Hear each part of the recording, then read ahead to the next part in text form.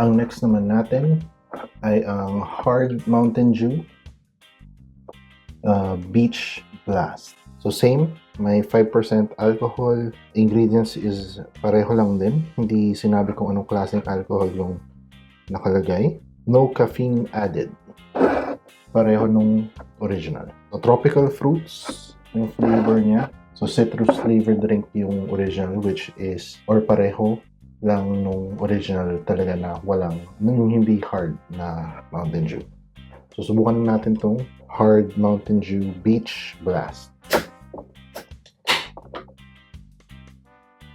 Cheers!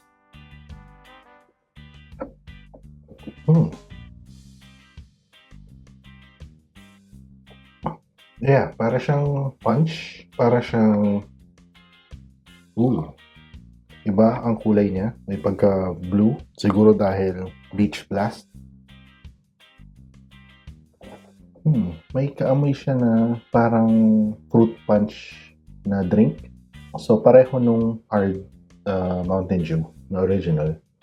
Hindi mo amoy yung alcohol, hindi mo rin lasa, hindi rin siya ganun katamis, so hindi ka masyadong mauumay. May hambing natin siya sa yung Smirnoff Mule. Yun yung pinakamalapit siguro. Pero yun nga, para siyang soft drinks na nilagyan mo ng konting alcohol pero hindi rin siya ganun katamis. Mukhang maganda tong alternative kung pupunta kayo ng beach this summer. So instead of, ako, preferred ko is pale or pale pilsen or mule. Kung naghahanap kayo ng kakaiba, maybe you can try it.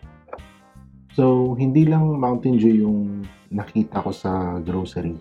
Meron pa ako isang nakita na brand. Kaya ako naisipang gumawa ng video na rin. So, hindi lang Mountain Dew yung nakitaan ko ng merong ganitong klaseng produkto sa grocery. So, meron din ang Coca-Cola.